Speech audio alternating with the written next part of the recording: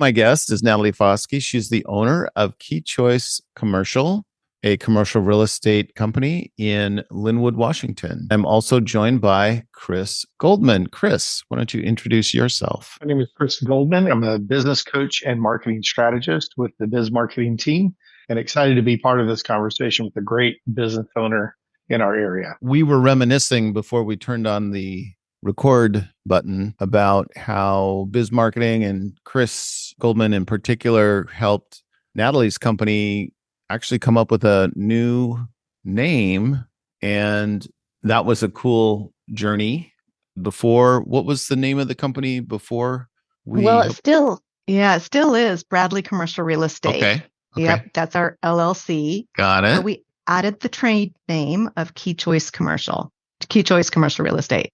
So when I bought the business 7 years ago, I bought the whole thing, including the LLC name, which is Bradley Commercial Real Estate, from the founder, Michael Bradley, but knew at some point I needed to really make it my own and rebrand, and didn't have any idea. Kind of went through some names that I thought would be good and did searches online, and everything was taken. And so when Chris stepped in and helped me figure that piece of the puzzle out.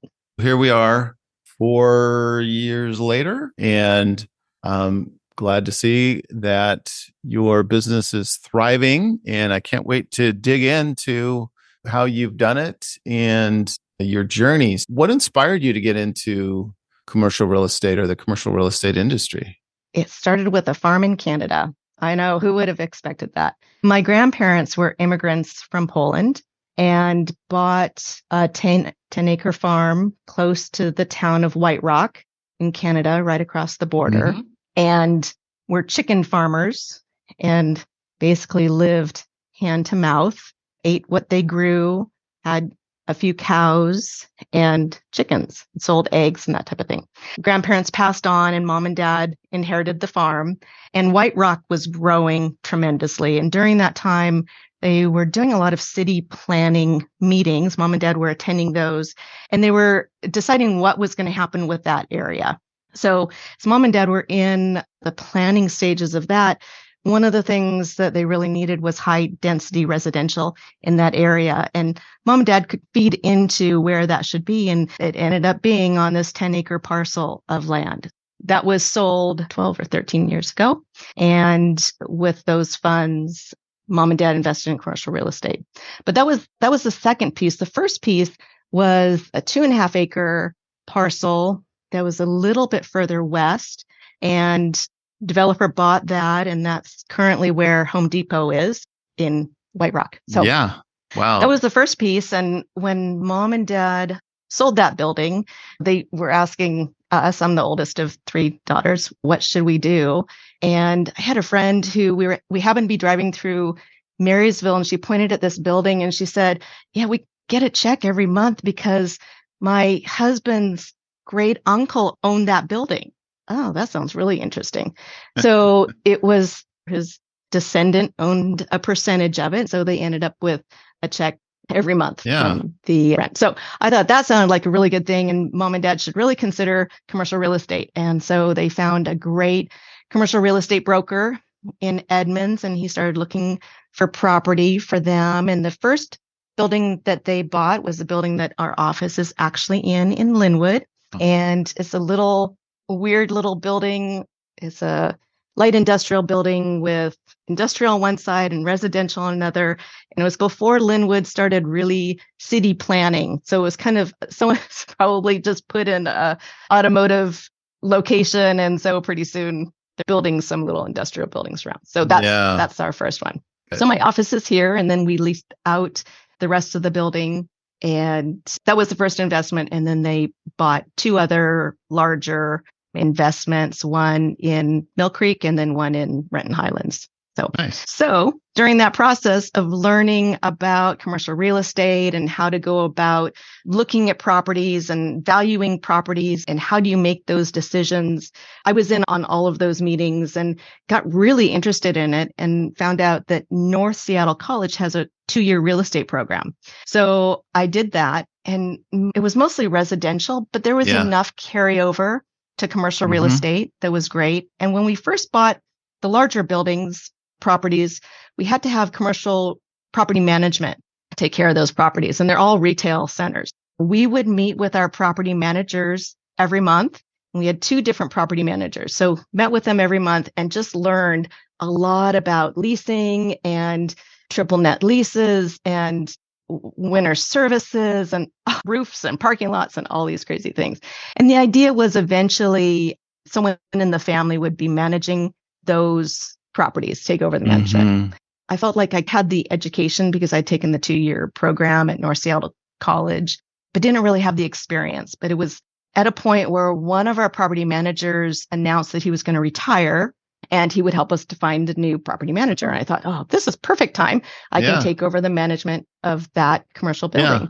So I approached him about interning for him, and his name was Mr. Mike Bradley, the founder of Bradley Commercial Real Estate. And he was thrilled to have me come and intern for him. And the first day I showed up, and he's on one side of the desk with a stack of paper, and I'm on the other side of the desk with the exact same stack of paper. And he starts going through leases with me and purchase and sale agreements. And we're going line by line, and he's teaching me everything. Well, he's teaching me what he knows, and I'm like dozing off because I'm like, there's just so much you can't even, take it all in. Yeah. So I ended up hanging. I had taken the real estate license test and ended up hanging my license at Bradley Commercial Real Estate. And within the first couple of weeks of me interning with him, it was really apparent that he was not closing down the business. And I'd overhear him talking about different deals and leasing and this type of thing. Yeah. And I came in thinking that I was going to help him close up shop and take over the management of this one property that my family happened to own. And it turned into him asking if I'd buy the business from him. So that was not at all what I was expecting to do. That wasn't even on the radar at all, but really felt like that was what I needed to do. So ended up buying the business from Mike in 2017. January 1st, 2017. And I've been here ever since. Wow. So when you got started, you were doing property management was kind of the foot in the door, so to speak, or kind of you've obviously expanded since then into other services, maybe other services that were already being done. So what is the range of services that you all provide? Good question. So we are a full service commercial real estate brokerage firm. So we help people buy and sell commercial properties. We do sales, the sales part of it, the research and purchasing, looking at finances, leases, that type of thing. And then a lot of leasing. The majority of our business really is leasing, filling up spaces. The purchase and sales we'd love to do a little bit more of that. That's kind of few and far between. And then the property management is really the most time consuming aspect of what we do, because it just takes so much time to interact with tenants. You can have one property with 3 tenants, and it takes the same amount of time as one property with 12 tenants. So I have lots of little squirrels, as Peter would say. Referring to my squirrels and buffalo analogy. And a few buffaloes. Okay. So when I bought the business, I had my family's property, and Mike had basically two clients. And our focus really is family ownership groups. So we work with families who have invested in commercial real estate, and a lot of generational investment. Maybe the parents or grandparents purchased or developed commercial real estate, and then it was passed down to the next generation. And sometimes they would manage it themselves and take care of the leasing themselves. And sometimes they didn't. And so we would step into a lot of situations where leases had expired and they're like, we don't know what to do. And we're good at, I don't want to say cleaning up messes, but kind of cleaning up messes. If it's been in the family for a while and the family has been managing it, a lot of times some things just get forgotten because now all those tenants are great friends of theirs. And it's like, well, really, you should be billing back for this. And really, you should have a legal lease. And so we get to help with that. So anyways, we work with the most wonderful families and enjoy our clients very much. Natalie, when we were going through your vision for your company, you had some core things. You wanted a name that was more generic at one hand, but specific in another. Can you talk a little bit about that juncture where you realized it's time to really make this my business, my company, and how you and the team were doing at that time? And now we're 4 years later. So can you kind of describe a little bit of that? So I knew actually before I bought the business that I really wanted to brand it with my own feeling and vision. I was very, very different philosophy and leadership style than the founder of the business. And so part of rebranding was really putting the stamp of this is Natalie and she's different and things are going to be a little bit different than they were before. So I guess the thought process was twofold. How do I continue with a great business model, but then really communicate that this is something that is a little bit different?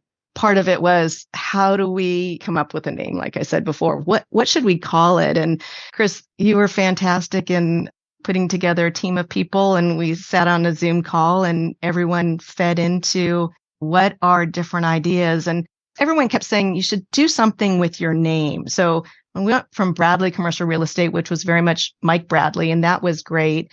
But I kind of didn't really want to go to Foskey Real Estate or Foskey.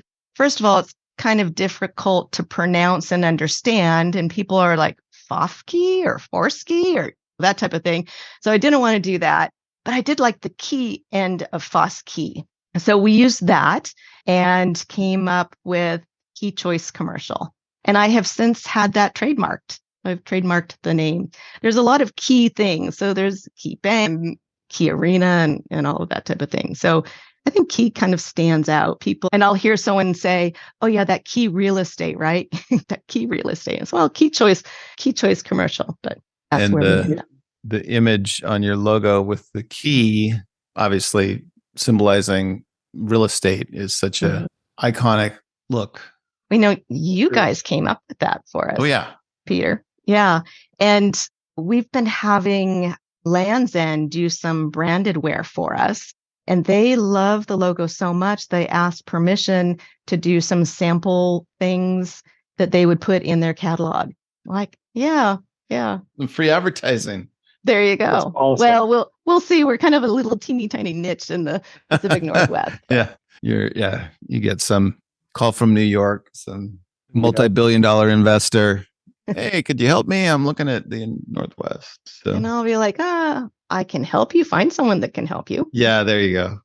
One thing I'm interested in hearing you talk about a little bit is what it takes as a business owner to ride the different waves of the ups and downs. And of course, real estate is notorious for that. As an owner now, when you step back, what are some of the key things that have kept you going, keeping smooth when it could just be really erratic? The big crisis for us was COVID, when everything was shut down. And I'd stay up at night just really worried and thinking about the mom and pop businesses. The restaurants will kind of be okay. They figured out their niche with Uber Eats and that type of thing. But it's the nail salons and the hair salons and all of those little mom and pops that were really affected by that. For me, going through that downturn for me emotionally too, because these are wonderful family businesses usually, and they're paying rent to a landlord that probably has a mortgage. And when they stop paying rent, there's going to be a big problem paying that mortgage because people aren't paying rent. So all of those things were really kind of a difficult time. But during kind of that COVID time, we got to see, we have a tenant in our building that was an event rental space, and they were going gangbusters because they had to set up all of these tents outdoors for big businesses to have luncheons and their events outside so that there was enough social distancing. So we saw a lot of that too, where it turned out great for a lot of businesses, and the little businesses, when they'd come, immediately figuring out how are we going to maneuver this, because we want these little businesses to survive. I don't want to have to lease up a lot of space. I don't mind doing that, but we want to see them do well. We want our clients to do well. So when they'd come to me and let me know that they were having problems, I had a list of things I wanted to see. I wanted to see their financials, a lot of different things. We need to see some historical evidence that past 2 months have been very difficult for them. And then with all of that, we also wanted to see them make some effort to apply for some grants or loans, that type of thing that were available. We got through it, and all of that, we did a lot of deferment, rental deferment, but we did very, very, very little abatement. So for the most part, everyone deferred rent and paid it back. So that was fantastic. So that was a real downtime. But then the uptime was we figured out what to do and walked away with feeling, I guess part of it for me was we work with family ownership groups, and the tenants that we work with generally are family run businesses. And it helped me really understand the types of people that I wanted to work with and those that I didn't. So it helped me understand I really need to work with people that are compassionate and really think about those tenants. If they're beating down their doors for rent, that's not my style. And we can't do that. That was kind of a downturn, but a good lesson at the same time. And then with real estate right now, past 18 months or so, I've had these interest rate issues, high interest rates. So that has really caused a lot of changes in the industry in that we have to think about pricing. Are we pricing our properties in a way that will actually sell? Are the leases that other property owners are going to want to honor and continue to abide by, and make sure that those tenants are abiding by those terms? Anyways, so it's made us consider how else can we add value to a property? We know that interest rates are so much higher. So we think about the leasing aspect of it as far as making sure that we're in triple net leases so that as much can get passed through to tenants as is reasonable and possible, and also ethical. Are you replacing your entire parking lot and having the tenants pay for it? Or is that something that you're splitting with your tenants? Those types of things. So the ups and the downs, that's a lot of it. Dealing with ups and downs in life, I have found the thing that really keeps me centered and focused, and that is walking. So I walk 3.5 miles every day.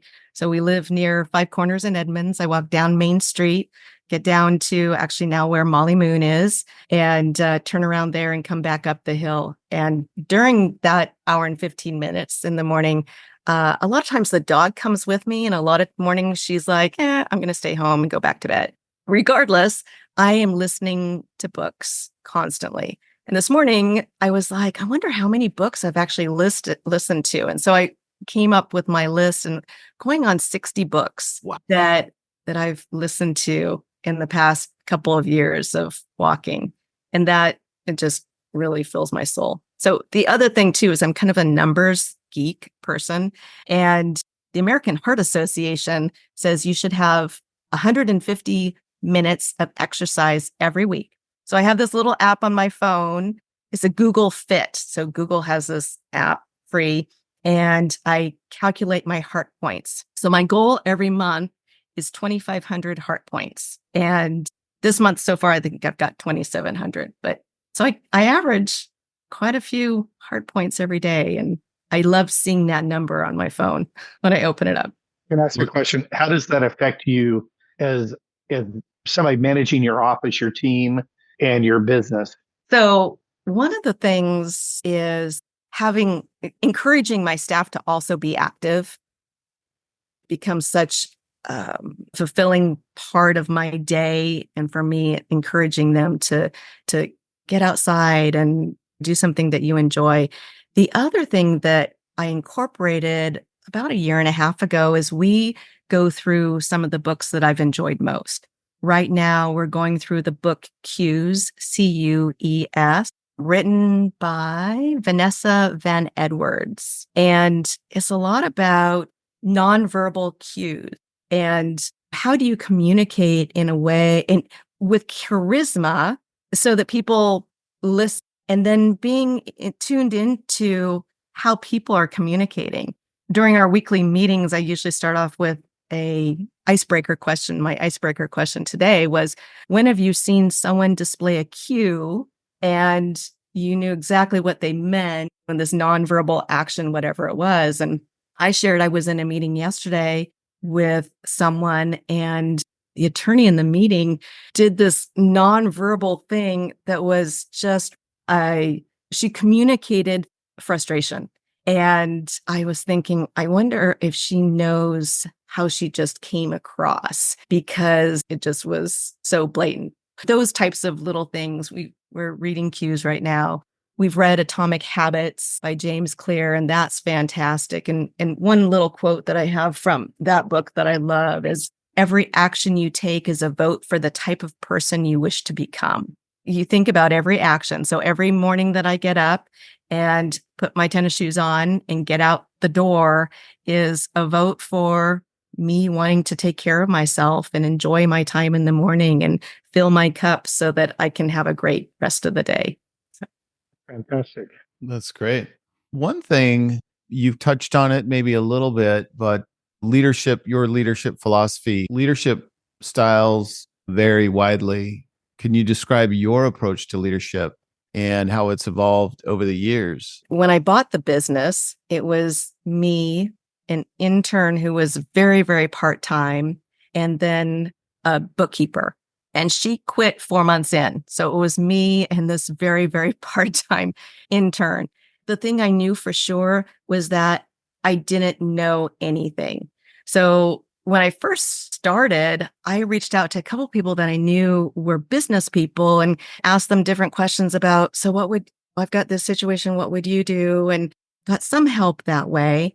But then it was like, I really need some more resources. So found Entree Leadership and have used their material quite a bit. So in kind of refining my leadership, it's mostly been when I realize things are not going well, going back through a book. Where is it that things are falling apart? Is it the way I'm communicating? Trying to step back and look at the picture. Have I not communicated my expectations, or have I communicated my expectations and they're not being followed through? And if they aren't, why not? Is it a problem with lack of respect or not being on the same page? This is really important to me, and hearing from them. Also, to hold things loosely, I'm always like, I don't know it all, and I'm always getting better. Listening to books all the time tunes me into one more thing. Oh yeah, I hadn't thought about it that way. One book that I'm reading right now is Think Again. Just fascinating to think through some of the things that you think that you really know, that you really don't know at all. And one of the things he points out is that people that seem to be experts in certain fields feel so confident that they know everything that they end up making a lot of mistakes. And as I heard that, it reminded me of a couple times when someone has said something about leasing or commercial real estate. And in my mind, I'm thinking they have no idea what they're talking about. It's this way. And then coming back to it later, thinking, I don't really know their story. And I'm coming at it with, I know it all and I don't know it all. And they have more information on whatever they're talking about than I have. So leadership is a lot of humility, being teachable and being self-reflective. What is it that I'm doing that I can do better? And inviting my team into one of the things that we do every week is the 4 helpfuls. It's a Entree Leadership thing. It's what's working, what's confused, what's missing, and what's broken. And we do that as a team almost every week. And it's great. We start off with what's working. And usually what's working are things that we have fixed because we went through what was broken, talked that through and came up with a plan to fix it, or what's missing or what's confused. Is working together as a great team. I like that. What's working? What was the next one? What's confused? Okay. What's missing? What's missing? Okay.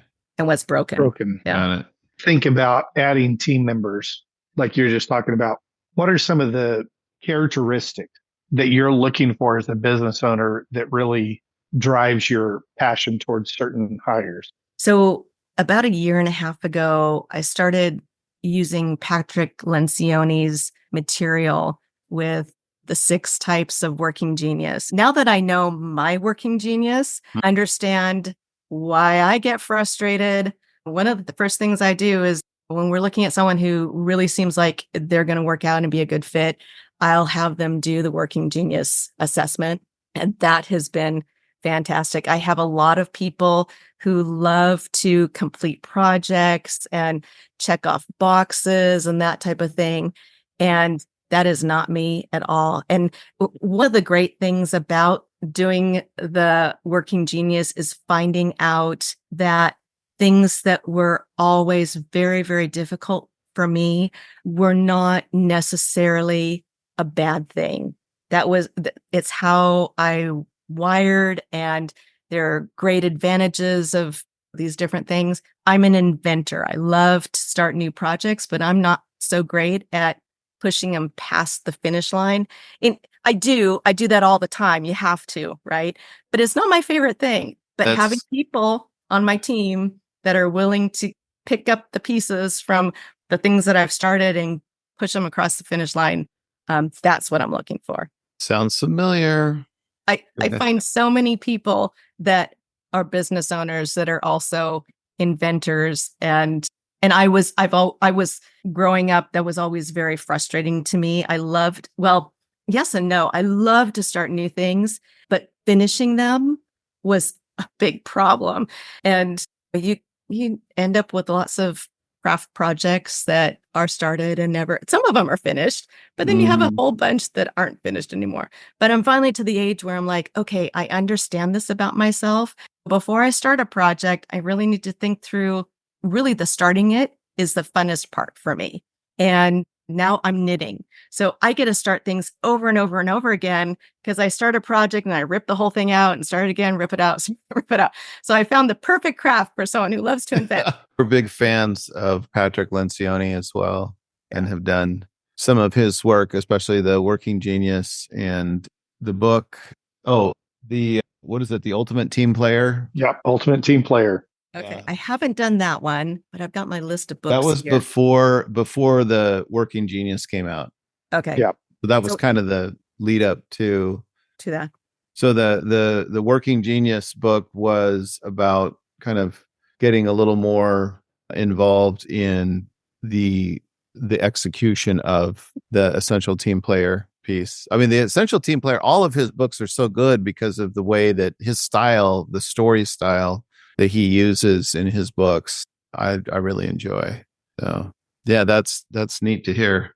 We have 3 inventors on the podcast today, which is really interesting. Those who don't know, there's 6 characteristics: invention, galvanizing, discernment, tenacity, wonder, and enable. And you tend to be a genius at 2 of them, competent at 2 of them, and frustrated with 2 of them. And so you have to surround yourself with those team players. So you were saying that you will have them do this profile so you know what it is and how it fits in with the team, right? You still have to finish projects, but you need team members to help you get that done right. So do you intentionally hire to get a well-rounded team, or do you find that there are specific qualities in your line of business that are extra valuable? Yes. So I didn't realize you know things about yourself, but you don't know how to verbalize it, or it hasn't been put on paper. When we did the 6 types of working genius, and I had staff who had already been hired take the test, and they were genius in the things that I was very frustrated at. I knew what I needed, and that was my first hire when Monica came. I knew she had all of the things that I needed that I didn't have. So that's part of it. And what was the rest of your question, Chris? How much of it did it pertain to commercial real estate when you do the hiring? Yeah. So with the hiring, with commercial real estate, the thing about commercial real estate is it's entirely different than residential. Commercial real estate is all about the dollars and cents. How much a property is worth is dependent upon how much money revenue it's going to generate.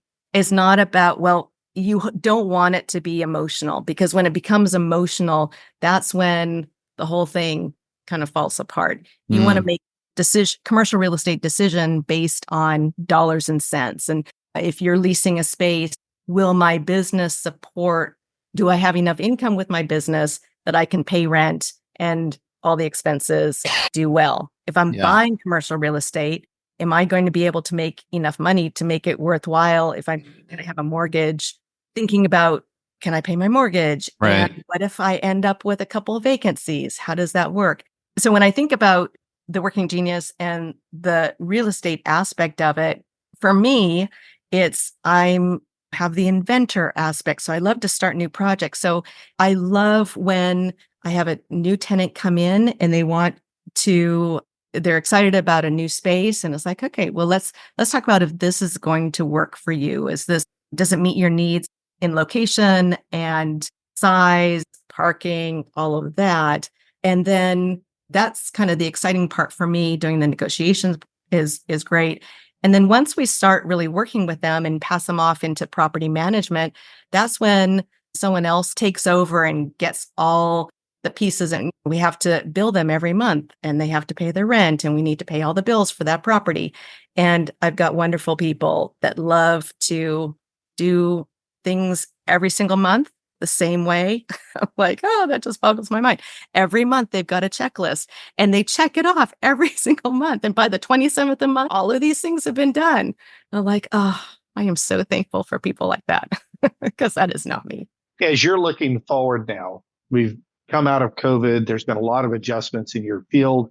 There's been a lot of adjustments in everything with the economy. As you're looking forward, what do you think is one of your challenges down the road that you're preparing yourself now to be prepared to handle?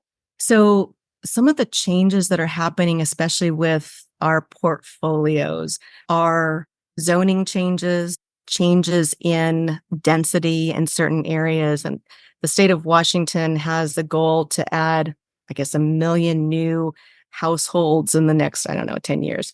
So each of these jurisdictions are committed to adding number of housing units. And because of that, they're adding density to residential areas, or converting not necessarily light industrial, but a lot of times retail, into accepting residential development. So those are things and opportunities. If you own commercial real estate and are in an area that city has committed to adding so many residential units in that area, there's going to be opportunity for those owners to either develop the property, sell the property to a developer, or do a land lease. So there's lots of opportunity there. But then just the regular little 10-unit strip retail center, things that we're seeing change. Gosh, I'm trying to think. It's the same that you've been seeing for the last 10 or 15 years. We're seeing actually more restaurants going in. I know for 10 years ago, everyone was like, restaurants, there's 50% chance of failure. And we haven't found that at all. We've seen lots of restaurants go in. And I think part of that is maybe COVID. People got sick of eating at home all the time. So they're like, we're going out. And the economy allows people are in positions now where they can afford that type of lifestyle. So that's the way they live. What advice would you give someone looking to start their own business, looking at the past you? Let's go back 10 years. What would you tell yourself 10 years ago? So I think 10 years ago, I really understood what I didn't know, and I feel like worked really hard in educating myself. The books that I read and the classes that I take. A couple of things I didn't mention is I hold designations with CCIM, so it's Certified Commercial Investment Member. In order to get that designation, you take a number of courses, pass a number of tests, and they give you this designation. So it's CCIM. And when you see another broker that has that CCIM, you know that they have the same basis of knowledge that you have. You also have to submit a portfolio. So you've done a certain dollar amount of transactions. So for me, going through the CCIM courses was really helped me really understand the commercial real estate, valuing, what to look at for leasing, what all of that type of thing. So the thing that I would tell a new business person is to learn as much as you can and admit that you don't know it all. You probably will never know it all, but start with, I think I want to do this. I know I don't know enough about it, and I need to find people that can help me learn, or resources, or Chris Goldman, who can help me lead you through to be the type of business owner you'd like to be. Find a coach, find someone to work with. That's great. Thank you. Natalie, this has been a lot of fun today. Is there anything else you want to share with us as we close? I'd like to share just the appreciation for partnerships with biz marketing. You guys, I'm a Christian, so I really feel like things don't just happen by accident. Right. I really feel like the Yep. Lord brought you guys into my life for this great purpose of rebranding and helping to add clarity to what are the goals of this business? What do we want it to be known by? We want to be Key Choice Commercial. And so appreciate partners like you guys. Well, likewise, we certainly do appreciate you as well and your business, and enjoyed the opportunity to work with you to do the rebranding. That was a lot of fun. It was fun for me too. Chris, do you want to say anything as we wrap up? I'll just say every company that I've had the joy of working with is uniquely authentic when you get down to the core of who they want to be. And these small businesses in our communities are providing for families to live in the area, providing for wealth to grow, and to see so many people benefit from it. And when we see companies like Key Choice Commercial and owners like Natalie Foskey coming alongside companies like Biz Marketing and what Peter brings to the digital marketing world, we find that when we all work together, all of us bring something to the table that's unique. And it's a joy to just have this woven together fabric in the community made up of business owners. So congrats to Key Choice Commercial and Natalie Foskey and her great team. Also to Biz Marketing, Peter Wilson and his great team. Thanks, Chris. The ways that we work together. Appreciate it. A lot of That fun. that was not a paid endorsement, by the way. I'll pay you later, Chris. There you go. Great. Thank you, guys. Thanks for listening to this episode of Biz and Life Done Well with Peter Wilson. You can subscribe to us on iTunes, Google Podcasts, Spotify, and most of the other popular podcast platforms. Please tell your friends about us and leave us a review so even more people will find out about us.